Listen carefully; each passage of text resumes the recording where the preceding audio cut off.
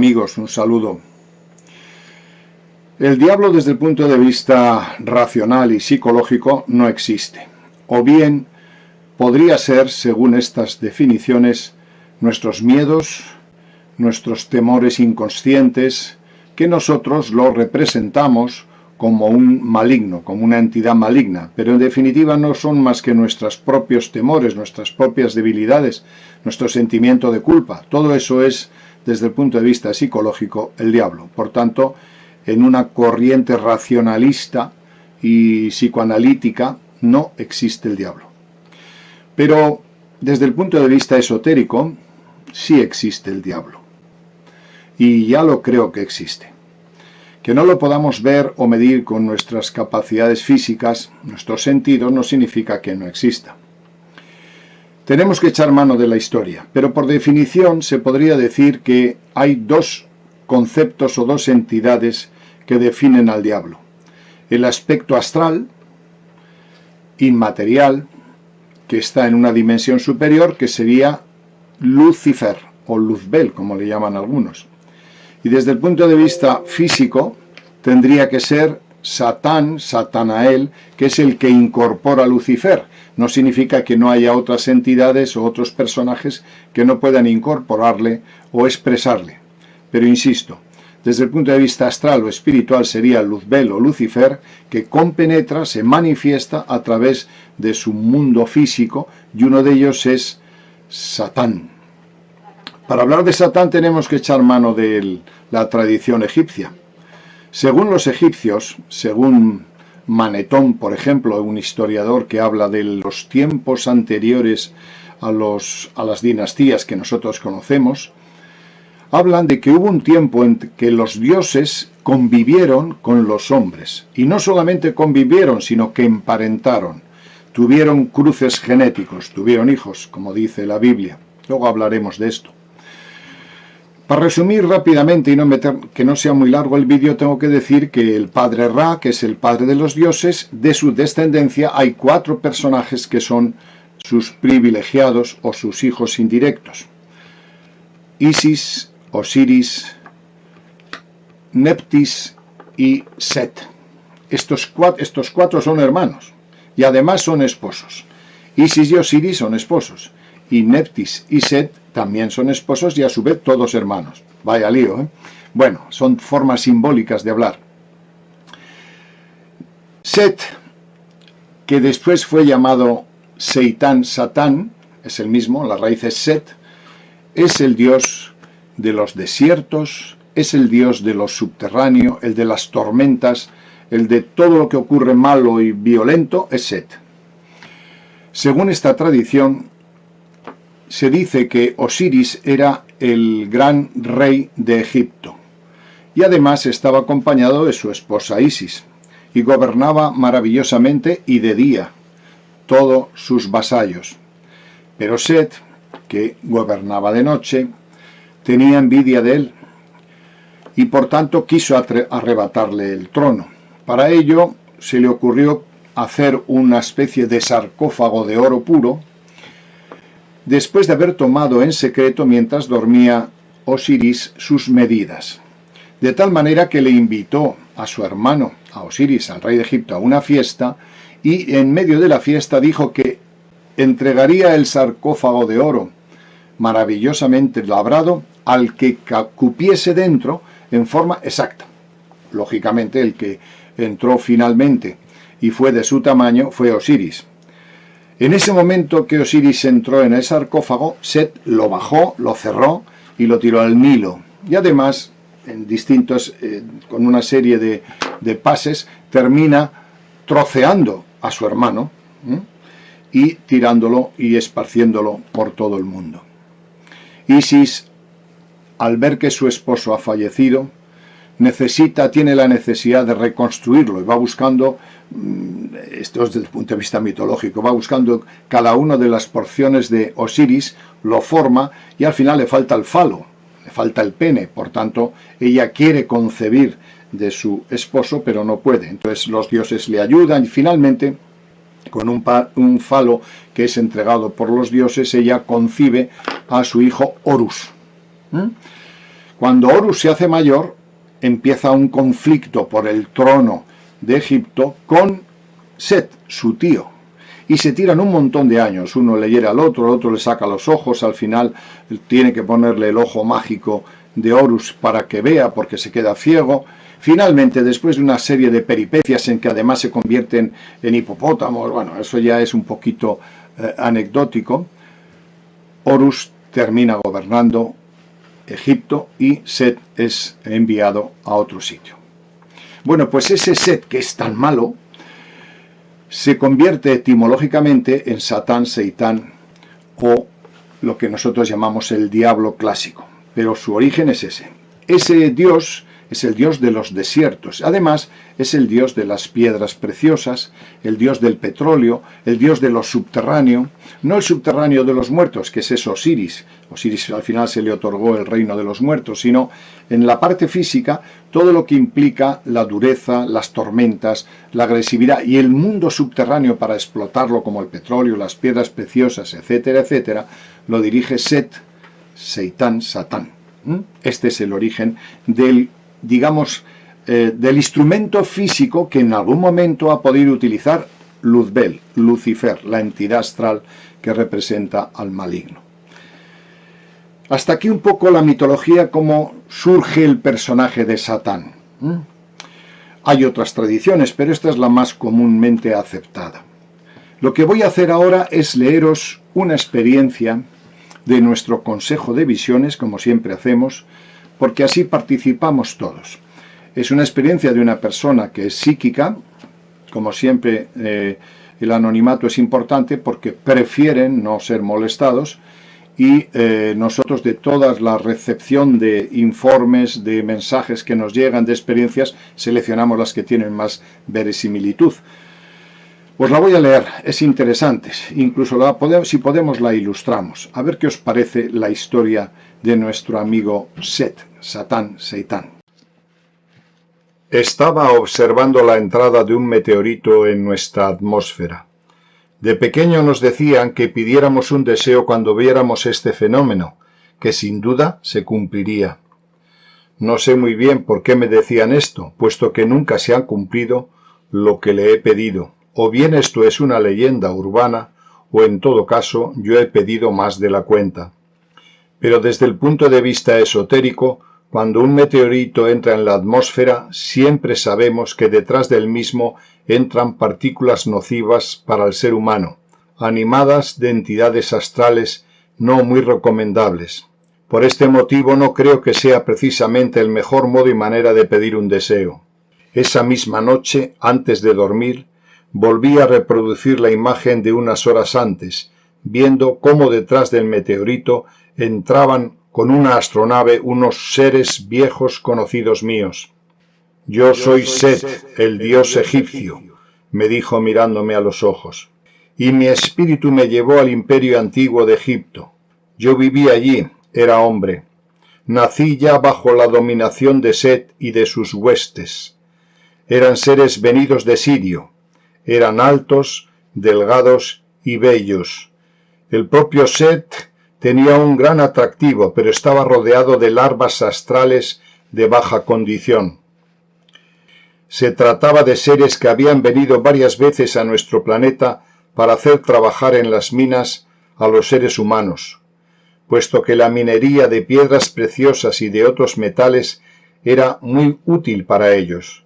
Recuerdo a este respecto la película Stargate, en la que Ra, uno de los dioses egipcios, hacían la misma práctica de dominación y explotación humana.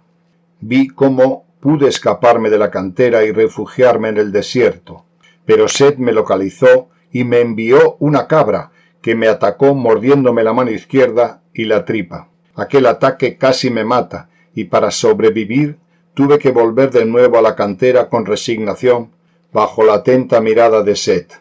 Hoy en día, en esta reencarnación, tengo un ganglio en la muñeca izquierda y un colon espástico, como si mi cuerpo recordara aún hoy aquel trauma.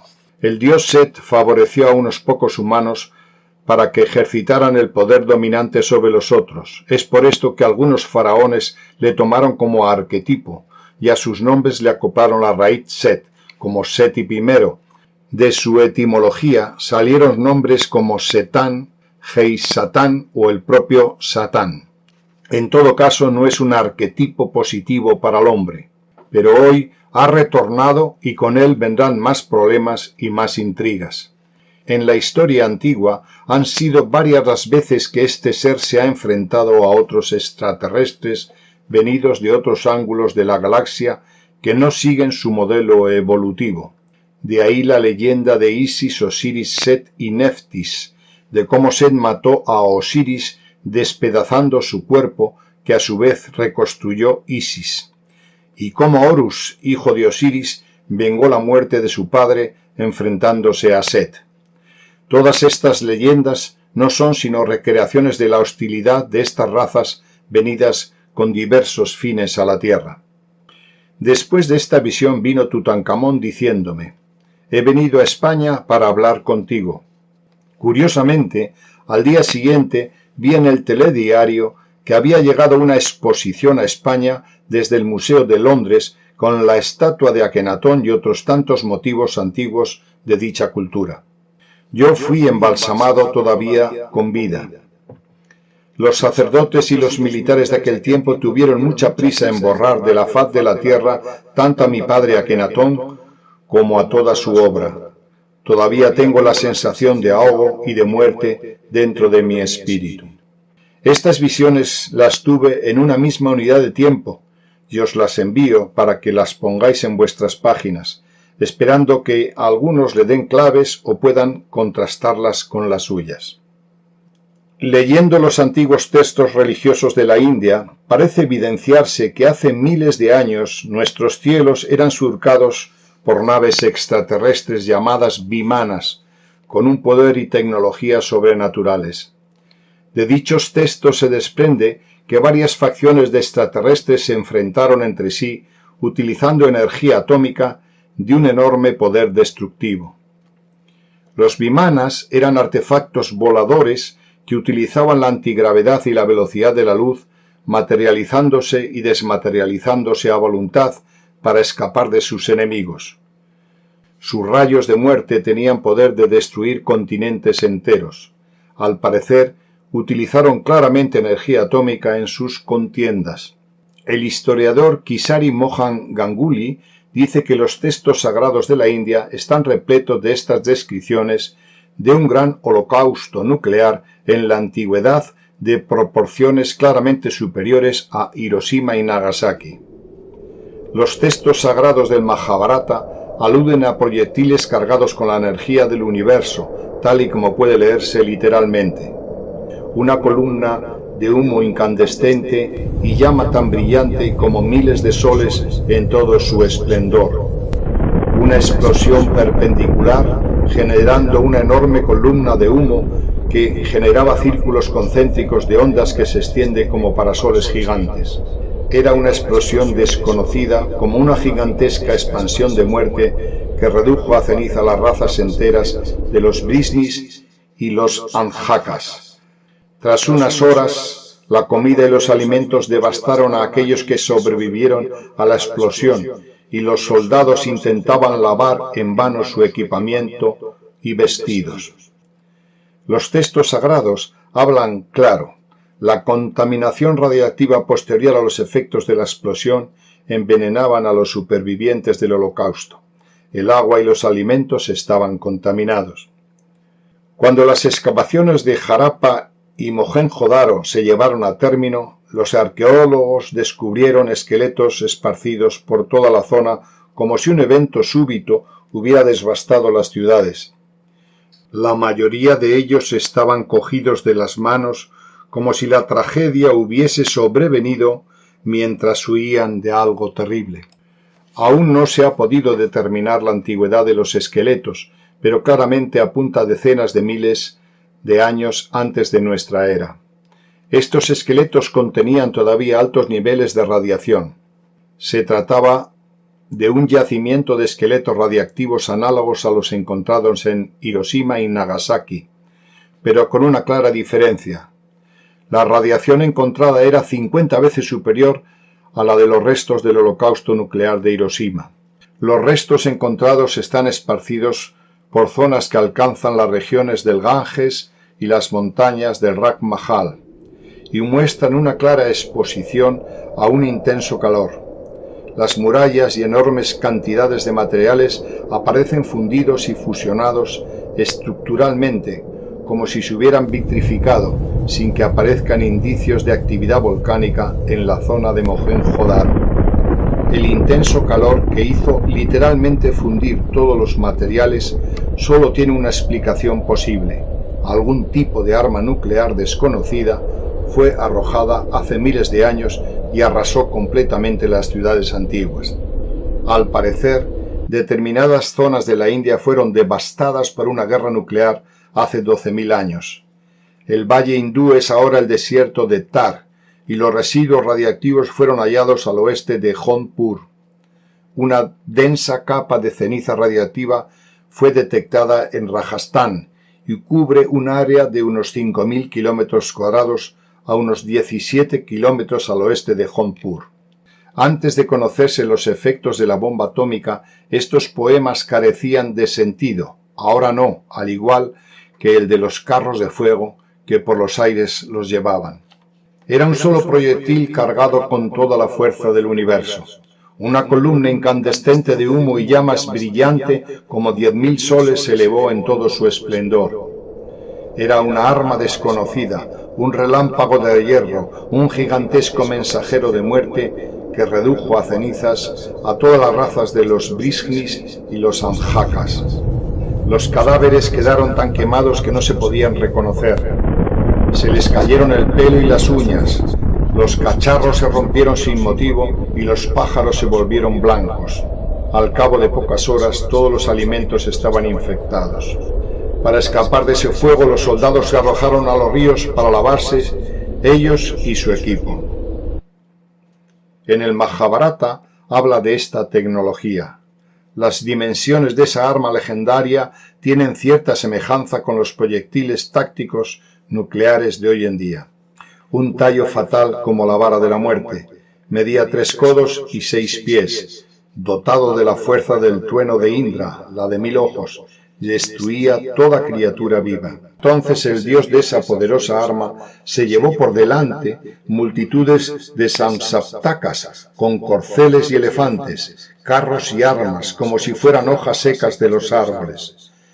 Y más adelante dice, vientos de malos suspicios llegaron a soplar. El sol pareció dar vuelta, el universo abrasador de calor parecía tener fiebre. Elefantes y otras criaturas de la tierra abrasados por la energía del arma huyeron corriendo. Hostiles guerreros caían como árboles quemados en un fuego furioso. Enormes elefantes quemados por esa arma caían por tierra lanzando terribles gritos. En el Ramayana se lee a su vez. En el libro de Krishna se relata también lo siguiente.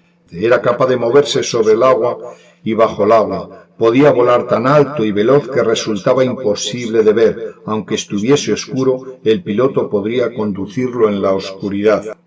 Las vimanas tienen la forma de una esfera y navegan por los aires a causa del mercurio, levantando un fuerte viento. En la civilización china antigua se tiene constancia por medio de dibujos, escritos, mitos y leyendas que hubo una gran guerra contra los extraterrestres. Esta guerra transcurrió mucho antes de que se confeccionara el calendario chino, y de eso hace más de 4.500 años. La guerra se produjo entre los asiáticos y unos gigantes pelirrojos que aparecieron desde las regiones nórdicas enfrentándose a extraterrestres con armas muy poderosas. Los gigantes pelirrojos que aparecieron para brindar batalla contra los extraterrestres se creen medían 3,6 metros, tenían una larga melena roja y luchaban con gran ferocidad. En uno de los manuscritos más largos y completos, el cual pertenece al hallazgo del Mar Muerto en 1947, describe una guerra entre los hijos de la luz y los hijos de las tinieblas. Lo interesante de este manuscrito es que no se trata de la anticipación de una guerra entre humanos. Se trataría de una guerra entre seres divinos y las mismas hordas de la oscuridad. El texto dice así: Los hijos de la luz lucharán contra los hijos de las tinieblas con una demostración de poderío divino en medio de un estrepitoso tumulto, en medio de los gritos de dioses y hombres. En los textos bíblicos se habla de seres gigantes con genética extraterrestre.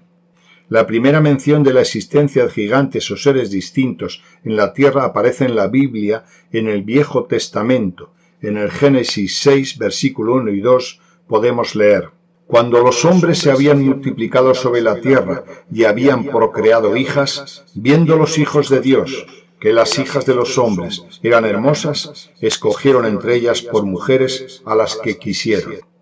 Los Nefilim, en hebreo gigantes, según se reconoce en el Génesis, existían en la tierra por aquel tiempo.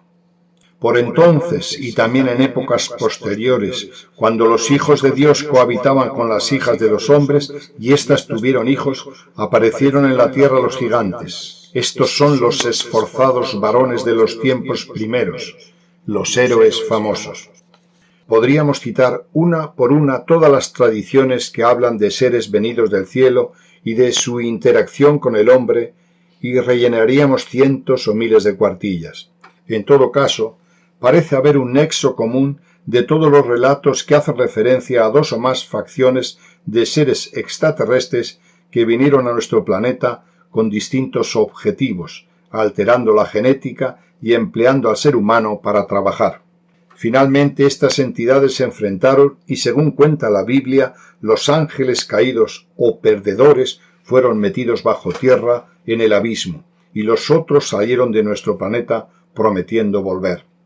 Set lideraba una de estas facciones, seguramente vino de Sirio, y sus enemigos, según algunas fuentes, pudieron venir de Orión o de Pléyades.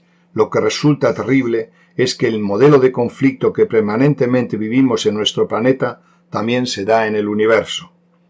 Set, o Satán, sin duda era un extraterrestre que se enfrentó a otros que venían de otro ángulo de la galaxia. Hay un pasaje en el Antiguo Testamento que habla del gran patriarca Abraham.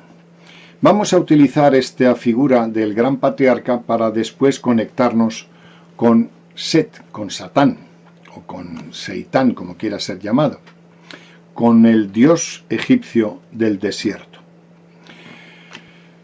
Abraham tenía una esposa que se llamaba Sara o Sarai, pero esta era estéril, era muy mayor, ya no podía concebir hijos. Un día determinado, tal y como narra la Biblia, estando Abraham bajo su tienda, ve venir a tres personajes. Uno de ellos era su Señor Dios. Eran personajes que venían de otro sitio, del cielo, según algunos extraterrestres, bellos, trascendentes y con una gran sabiduría. En un momento determinado, el que manda, su Señor, le dice a Sara, que estaba al lado en la tienda, le dice: concebirás un hijo y le pondrás por nombre Isaac. Sara se ríe, porque es imposible que con la edad que tenía ya, no tenía menstruación, pudiese tener un hijo. Estaba menopáusica, hacía tiempo. Entonces, este personaje que viene a visitar, que viene del espacio, le dice: esa risa se convertirá un día en llanto. Pasa ahí la historia y estos personajes, estos tres personajes, se van a ver al pariente de Abraham, que se llama Lot, que está en Sodoma. Las ciudades de Sodoma y de Gomorra debían ser muy viciosas, vivían un poquito fuera del patrón ético o moral que se requería. Cuando llega allí, los Sodomas y los Gomorras quieren poseer, violar a estos personajes que eran bellísimos. Lot dice: coged a mis hijas, pero no podéis tocar a estos personajes, porque conocía que si les pasaba algo se iba a destruir todo. Finalmente la historia termina con que estos personajes o los que les protegían con su tecnología terminan destruyendo Sodoma y Gomorra de una manera tan absolutamente asombrosa, con tal descripción de fuego, de aparato eléctrico, etcétera, que más bien podíamos pensar que utilizaron una bomba atómica. De ahí sale la mujer de Lot, que no mira para atrás, quiere quedarse en la ciudad y se convierte en una estatua de cristal. Algo tuvo que pasar para que la materia se cristalizara y para que estas ciudades desaparecieran. Y esto nos habla de energía atómica, de entidades que terminan utilizándolas de una manera extraña con personajes de la Tierra que no tenían esas armas. Es una cosa muy extraña. Finalmente, Sara, al ver que no concebía el hijo que le había dicho su Señor Dios, el Dios de Abraham, opta por coger a su esclava, que se llama Agar y que era de origen egipcio, y le dice a Abraham: cógela a mi esclava y concibe con ella un hijo, porque yo no puedo tenerla. Efectivamente, Abraham tiene un hijo con Agar que se llama Ismael. Y pasa un tiempo y Ismael es el centro de la tribu. Era el primogénito de Abraham. Era un ser despierto, bello, inteligente.